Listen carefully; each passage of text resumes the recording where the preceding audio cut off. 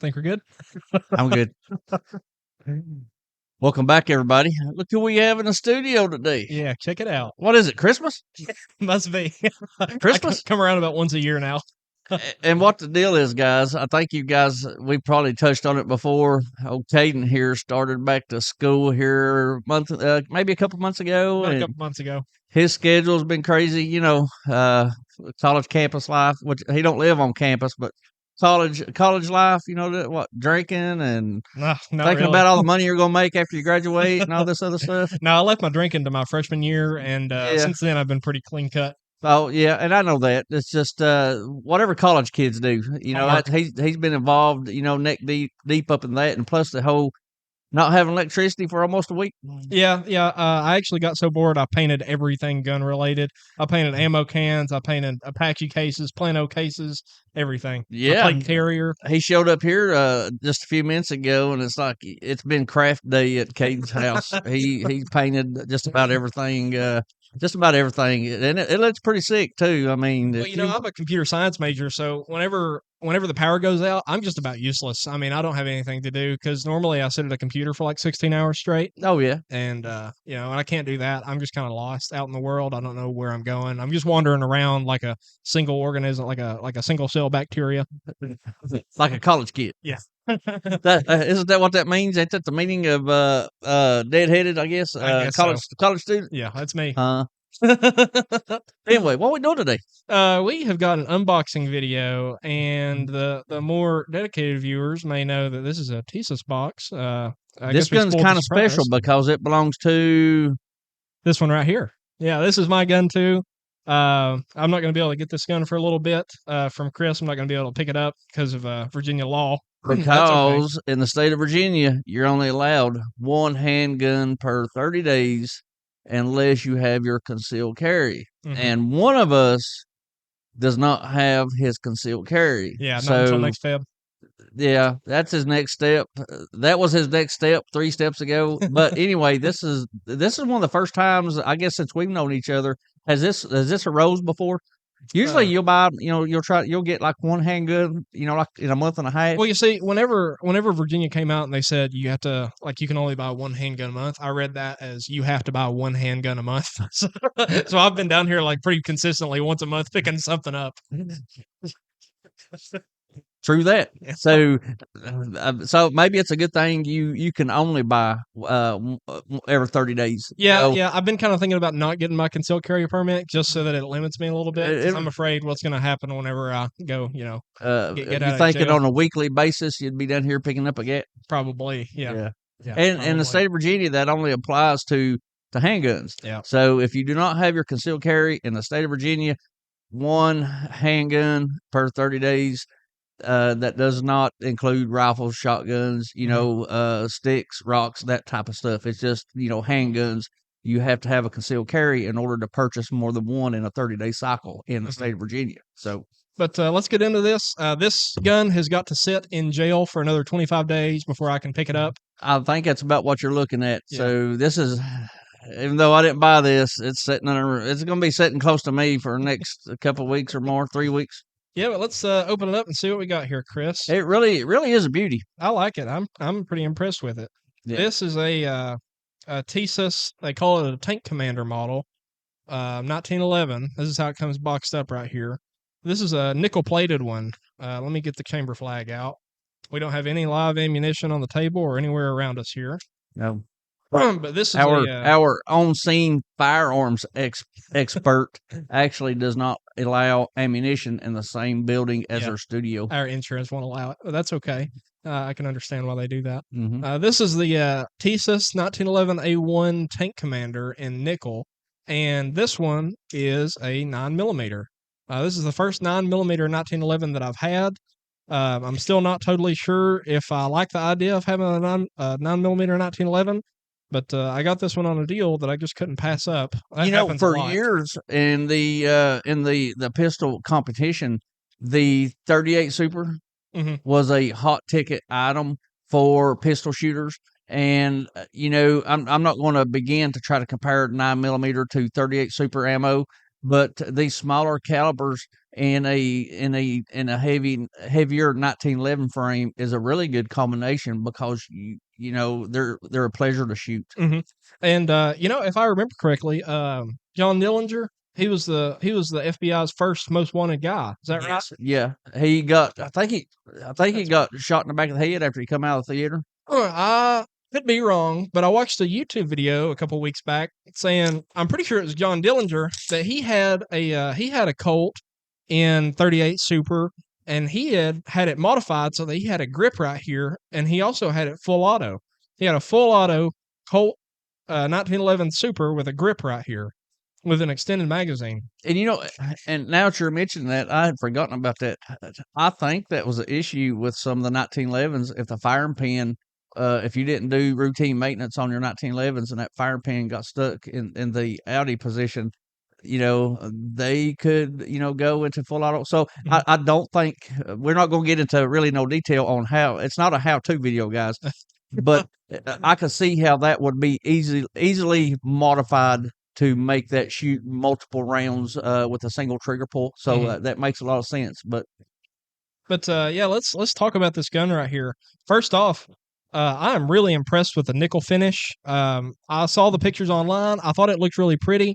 You can see how it kind of looks dark when it's out of the light, and then when I turn it to be in the light, it's like a stainless steel finish.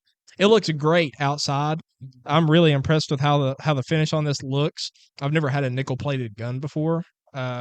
But yeah, what do you think about it, Chris? well, I love it. He called me and told me it was coming. And the day it showed up, I tore into it just to send him some selfie pics with it, with me holding it. And and I told him, I said, if it's supposed to be nickel, it don't look like nickel. I actually Mhm. told him I think this is stainless. Mhm. And we hung up, and I kept looking at it and kept looking at it, and I thought, It says it on the box here it somewhere even too. says it on the box. It's a nickel firearm, but this finish is absolutely for a nickel gun.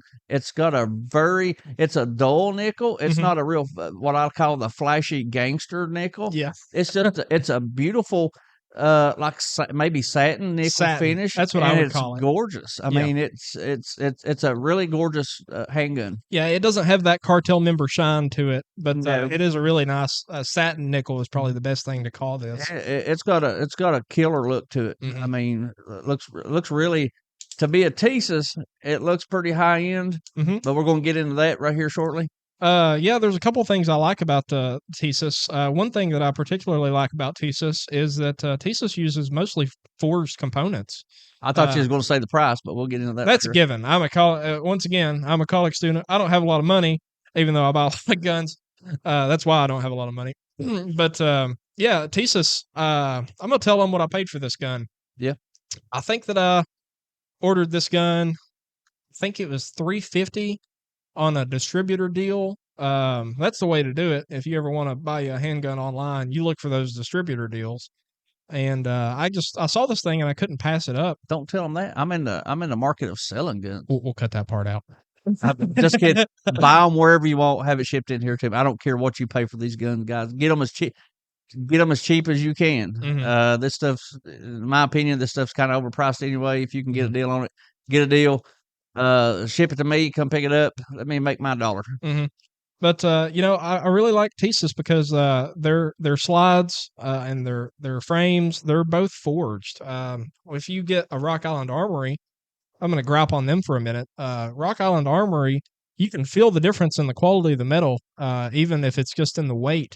They use, what do they call it? Injection molded parts, cast parts, They've got a name for that, but I can't MIM. remember it. MIM. Yeah. And you can feel the quality difference when you have one of these Tisas 1911s. I've been converted. I'll never have another Rock Island just because Tisas exists. And in your hands, this has got a more refined feel to it. Absolutely. You Yeah, know, these are really nice guns.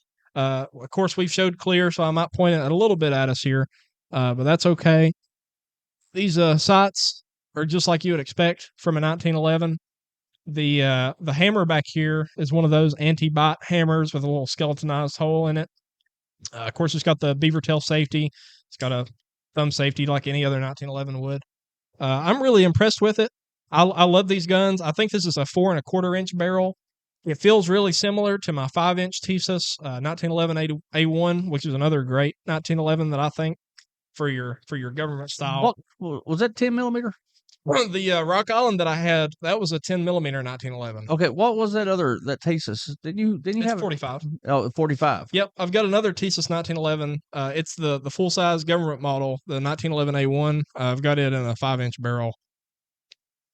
But yeah, this is a noticeably shorter barrel. It feels great in the hand, and Chris said when he was shooting it, it feels like a 22 Magnum or something like that. It does not have the recoil of a 45 handgun. It's got a real soft recoil. Yep, being 9 millimeter in a heavy steel frame and a heavy steel slide like this. And that soft recoil, I don't mind shooting those Magnum calipers, but with this heavy gun and that soft recoil, it makes those follow up shots, kind of spot on. So I don't mind a soft recoil when I'm really needing a good follow up shot or two. Mm-hmm. If you were looking at one of these for yourself, I wonder if I can show it on frame there. It says on the slide there, 1911 A1 I had Tank to Commander. play with it a little bit I think where so. 1911 A1 Tank Commander. That may or may not show up on there. That's okay. But in case you were looking at one of these for yourself, I'll I'm put gonna show you. I'll put some photos of it up too. That'd be good. That'd be good. Let me show you what you get in the box here. Obviously, you'll get the handgun, and it's a really pretty one. It's a beaut. Mm-hmm. Comes with a chamber flag in it, like every other gun you bought. Comes with 2 magazines that I'm gonna have to do some research online and figure out where to get some more of these because I want at least 5 or 6. He's got tons of magazines for every handgun. Yeah, you got He's to. got Yeah, you got to. I think you need to have about 5 mags per handgun that you have. preparedness. Yeah. But also something that I liked about these is this is kind of I wonder if I can get this on camera. The grip on this is comparatively kind of thick if you're used to like a government model 1911, but it comes with these low profile grips that are also like another black plastic top deal. Mm-hmm. Of course, all these guns are sold with a little trigger guard lock. And what is this right here? What am I looking at? I don't know. I didn't really dig through there. Almost looks like a bottle opener. But No, I'm guessing that's for takedown. That's this end right here is for the takedown. For taking off the barrel bushing. Okay. I always just use my thumb, or I I just do use too. an order or a quarter. Yeah, I just use my thumb. That's a barrel takedown tool. And you also get this little something to put your cloth in when you're running it through the barrel, and you also get a little brush with it. You get a pretty nice brush. Tisas always comes through with these little attachments or little what do you call it? Little doodads in the box. They give you a bunch of these things. Yeah. But I'm really impressed with this. I can't wait to bring it home with me in another month once it gets out of FFL jail, and I'm excited. I like it. Yeah, and we're gonna talk about shooting it. Oh yeah, let's talk about shooting it. 9 millimeter in a 1911. This thing feels. I mean, there's no comparison. You take this is also shown clear. We've already been over this. This is a striker fired handgun, and there is considerably more recoil coming out of this, mostly due to the weight. The weight of this 9 millimeter Tisas. It's a dream to shoot. The trigger's crisp on it, like any other 1911 would be. But the recoil on this is comparatively so much lower to another 9 millimeter handgun that I would have shot before. Yeah, just because of the weight of the frame, it's definitely a manageable recoil for those follow up shots. Mm-hmm. That would actually, if a person wanted to start carrying as a concealed carry in a 1911, Mm-hmm. I can see something like this. 4-inch barrel, 4-inch and whatever over in a 9 millimeter, and something like this. You could comfortably carry this if you had the right holster, if you had the right rig set up. I mean, if there was somebody out there that wanted to start concealed carrying, which one, good for you, but two, this would be if you have it in your head that you love 1911s, you want to carry a 1911, you've got to have a 1911. I think this would be a great option. Now, obviously, I haven't shot this thing a whole bunch. I can't speak to the reliability of it, but my Tisas 1911A1. I've never had a problem with it. I've never even had a failure to feed or a failure to extract or anything. Yeah. Not once. I'm really impressed with it. You hear all the time online, 1911s, oh, it's a jam machine. It's not reliable. I wouldn't carry one of those. I love the trigger on a 1911. Mm-hmm. Yeah, I shoot better with 1911s because of the trigger. They're more pleasurable to shoot because of the weight of them. I'm guessing. I mean, you could also get like a CZ75, something else with a steel frame, and it would probably be just as fun to shoot. But if you want to carry one of these guns, I think this would be a great option for you. The Tisas 1911 A1 Tank Commander. What did we decide this was? 8-9 rounds, 9-10 rounds. I want to say it's a 9-round mag. Yeah. I think it's a 9+1 gun. But honestly, I was having so much fun shooting it that I forgot to count. Well, there toward the end, while we was doing our shooting, we actually meant to load it up and see how many we could get in there. But it was such a treat to get to shoot this. Yeah. It was so pleasurable. We just, after we was walking back over here to the filming location, we how many was it? We forgot to do it. I mean, we got distracted by shooting a new toy. Yeah. But yeah, with that finish for what you're getting and how this gun functioned when we shot it and how it feels, I feel like you're actually probably getting a pretty good bargain. Yeah. Because you're into this for like $350.